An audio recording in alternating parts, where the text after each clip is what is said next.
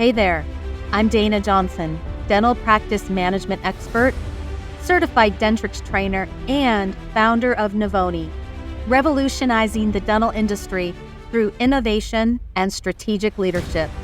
It wasn't long ago that I lived in your shoes, navigating the daily challenges of managing a dental practice with the hopes and dreams of having a productive schedule, money in the bank, and getting home on time to my sweet daughter. After 25 years working in the dental practice and 17 years as a certified Dentrix trainer, I found my life's work, helping dental teams one-on-one, optimizing their systems and software. If you are looking to create the thriving dental practice you have always dreamed of and empower your high-performing dental team, you are in the right place. Let's get started. Sounds good. All right. Welcome, my friends, to another episode of the High Performing Dental Team. And we are getting ready to kick off second quarter 2026. Can you believe it? It is April. And here in Colorado, we are already having spring, which is weird. But every time we kick off a new quarter, I have my very good friend, dental industry expert, independent dental consultant, Claire Dickinson. Welcome, Claire. Hi, Dayna. Hi. So if you were here in Colorado, you would be freaking out because It's been warm. of course, we haven't had any snow in March, and March is usually the snowiest month. Mm-hmm. And so now here we are in second quarter, kicking off second quarter. I have tulips coming up in my yard. Yeah. My boys live there and they've been telling me it's been super warm, which is great for them, but it is weird.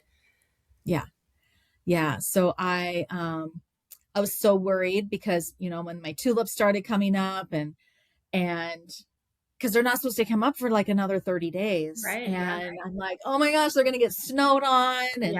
And that didn't happen. So I've just had to go with it. I've already turned my sprinklers back on. And usually I don't turn my sprinklers back on until after Mother's Day. Yeah, for sure. Well, Yeah, I don't know if you guys are totally out of the woods yet, though. I've seen Colorado do some wild stuff. So it is true. yeah, it is true. So I want to kick off second quarter with, now, I don't want it to be too doom and gloom topic, but here's what I have really been observing with a lot of conversations that I've been having with my doctors. And I have a doctor in New York who she stays until 7 or 8 o'clock at night, balancing her day sheet and making sure that the insurance claims have gone out.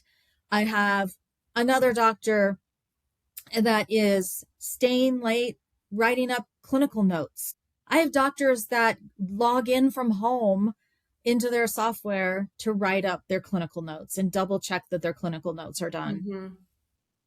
And then recently I have another doctor that has 2 assistants, but he's still running the show in the back, like still the choreographer telling everyone where to go. And the dental assistant needs to be doing that. And I feel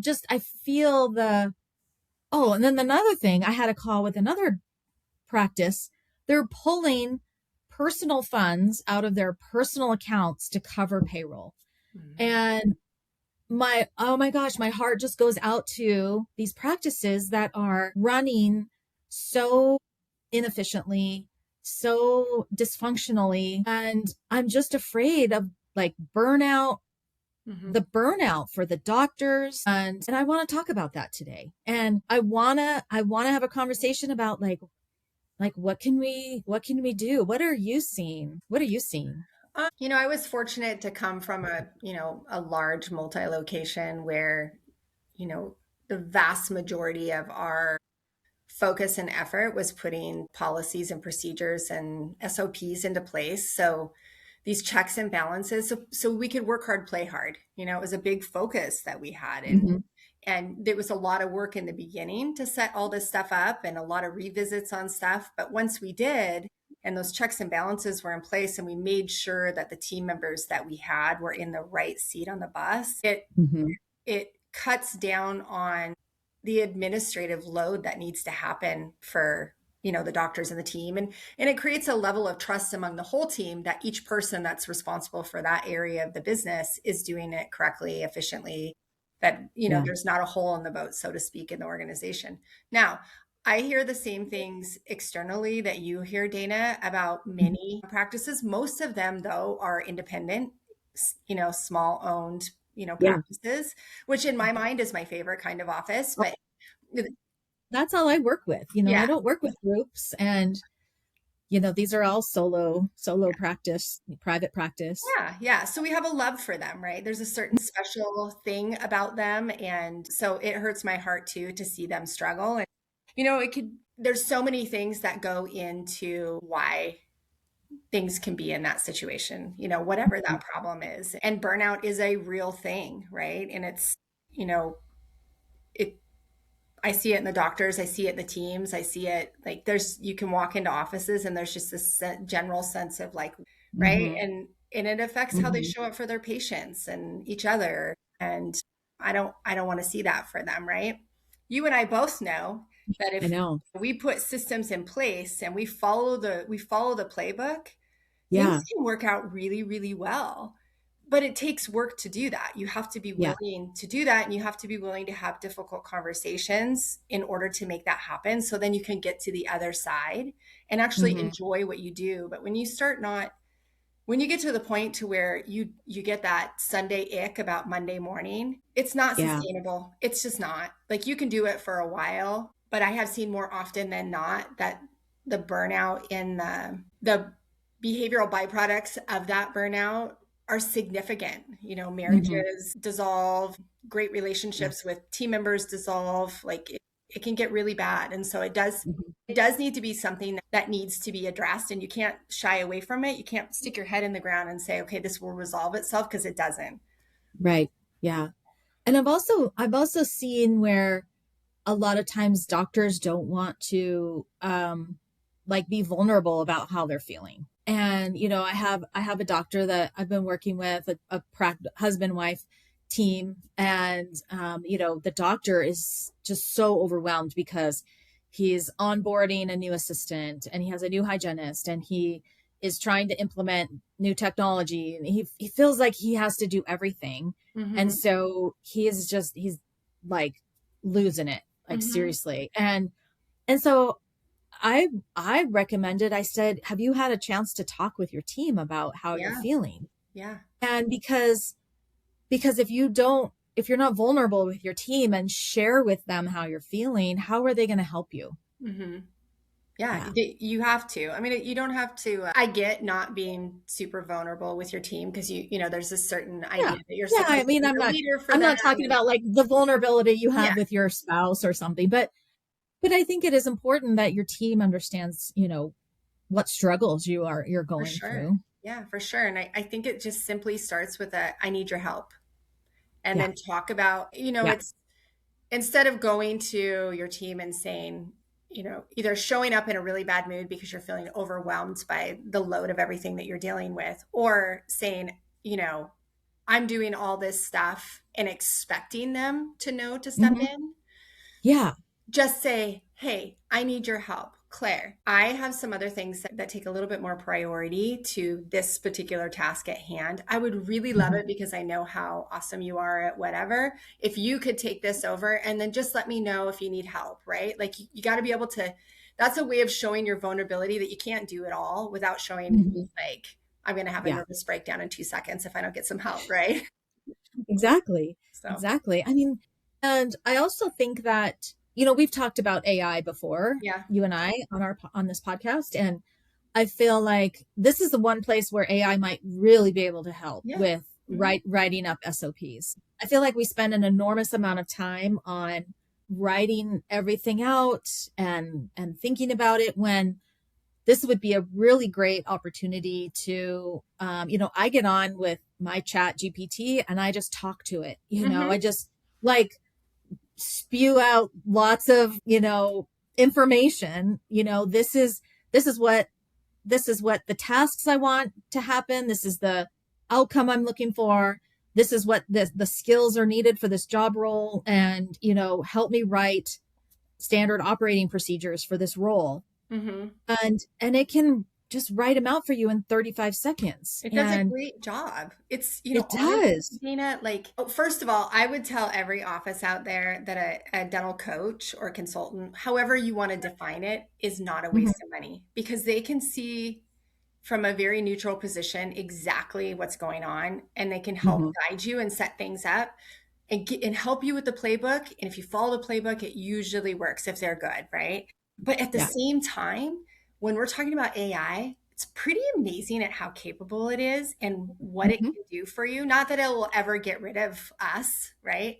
But it definitely augments and helps, I and it's know. pretty awesome what it can do, right? For sure. 100%. I think that we get really bogged down in all of these tasks, Yeah. and when we can write up, like I have an office that is like they haven't written up their perio program Yeah. because like I don't have time to write all that down. I'm like, great. Do you have time to talk? Yes. Let's turn on the microphone on ChatGPT or Claude. We're just going to speak what our perio program is, and it's going to write it for you. Yep. So I feel like a lot of people, they get so overwhelmed and so burnout that they can't even look at what the effective or the efficient Mhm. ways to do things even are, because they're so roadblocked, Mhm. and this is where, if we ask for help, there's people on the team that are really good at this, Mhm. so I really feel like talking, and when you need help, and you and I were talking about the overwhelmed office manager as well, Yeah. Mhm. not just the doctor, but the office manager. A lot of times, she feels like she has to do everything and everything's on her shoulders, and a lot of office managers are terrible at delegating. Yes, they are. Usually high functioning people, and I say this because I'm one of them. I'm I I'm suck at I don't delegating. like to delegate. I'm terrible at delegating. I am too. However, when burnout hits for me, which in full transparency for everyone, that's why I took a shift in my career this last 6 months, is because I was in a serious state of burnout. But Dana, I have to admit, because it was a mismanagement of my workload, I couldn't delegate properly. And also, I didn't give the team members around me the opportunity to grow into a bigger role, because I had to do it all, Hmm. right? I had to do it all. No, we don't have to do it all. And there's lots of Right. capable people around us. And I really do think that everybody wants to participate. They just don't know how yet. Yeah. We need to give them an opportunity, and then it will help realign some of the workload that needs to be done, because we know there's a lot of administrative things that happen in an office, right? Yes. Yes. Put systems in place. Make sure that you use templates for all your chart notes so you're not like recreating it every time. Use Yeah. AI, voice assisted AI, when you can, to do charting for you. It does work. 100%. I see it. Yeah. I've used it. I know. It's amazing. Did you know that you could increase your team's productivity by up to 200% if you had a formal team training program in place? And businesses that do have a formal team training program in place also enjoy up to a 24% increase in profit margin. If you want to learn how and book a call with me, click on the show notes and book a free discovery call with me, and we will talk all about it. There's so many things that you can do. And then, even with, like, for the Dentrix users out there, you guys have Eligibility Pro. It will auto verify for you. So get off the phone, because that causes a lot of burnout for people too, is they're like, oh my gosh, there's so much that I have to do with verifying. Like, take advantage of these softwares, but For also sure. give people around you the opportunity to learn and grow. And then also question the systems that you have in place, because a lot of the systems that we have in dentistry, we may not need anymore, but we still do it because that's how we've always done it. But do we really need it? Exactly. No. So be okay, like kick the bee's nest a few times, see what happens, see what stays, but Agree. but when it comes to like borrowing money, like your personal money for payroll and stuff, that's a bigger issue than burnout, in my opinion. Yeah. That No, I means agree. I we got agree. something else going on, but Yeah. it's Yeah. hard.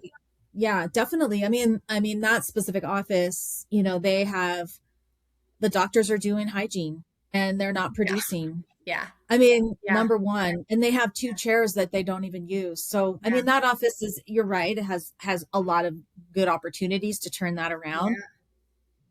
And so let's kind of look at, so big picture, I think we can, get a little bit more open with our team. So I think we can learn how to ask for help. We can, it might just be having a team meeting, maybe a quick little team meeting once a week, and saying, here's where I'm at. This is where I really need help this week. Who can take this on? Yeah. Get real about what the pinch points are. Like, list out the pinch points. And also, I think when you're asked to do something, be realistic about what your deadline is and if you can meet that deadline. And, I think it's also important that if someone is asking you to do something, like somebody's trying to delegate something to you, be realistic about your workload.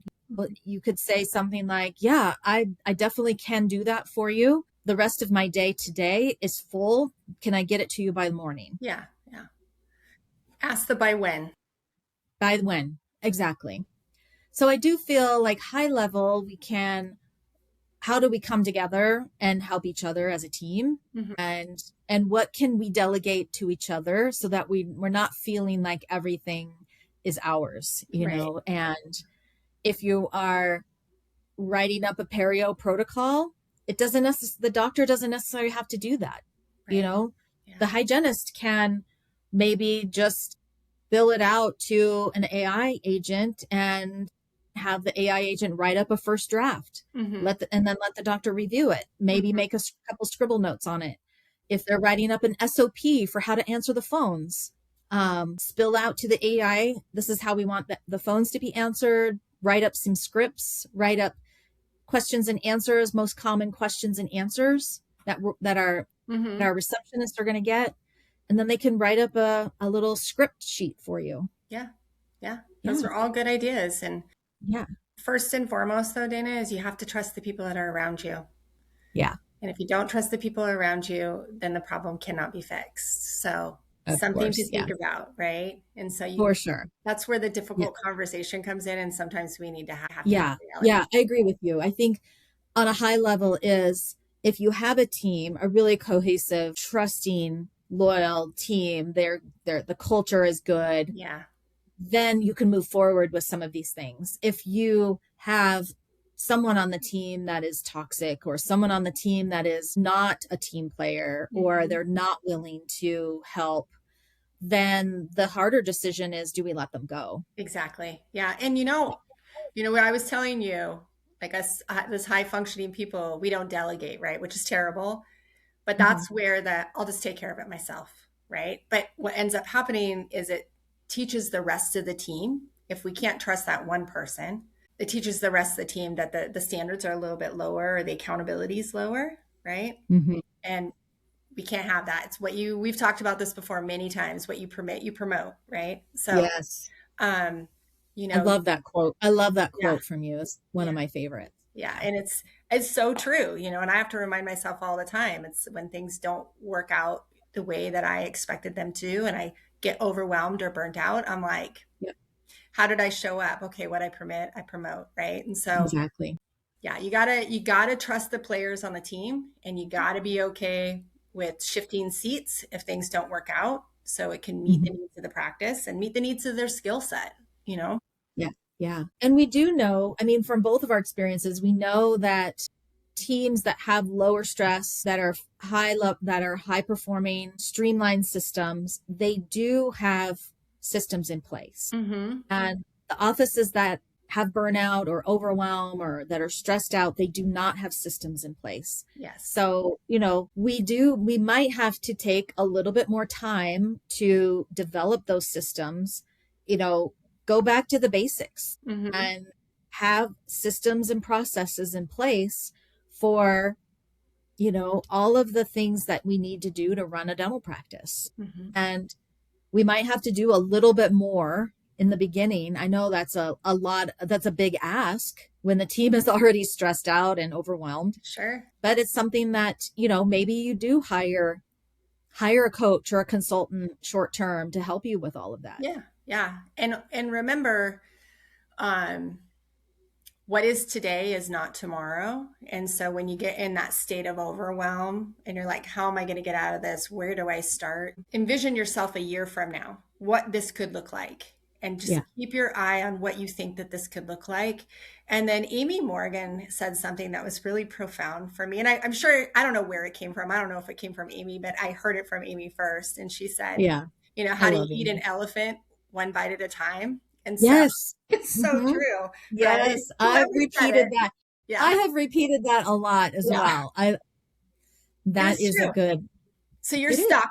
You get stuck and you get stuck in that state of overwhelm. You just stop and just, mentally envision where you're going to be a year from now if you keep working at this, and then just a little bit at a time. Some days are going to be harder than others. Some days you're going to get a lot done. Some days you're not, but don't give yourself grace. Don't beat yourself up, and just keep moving forward. Right. For sure.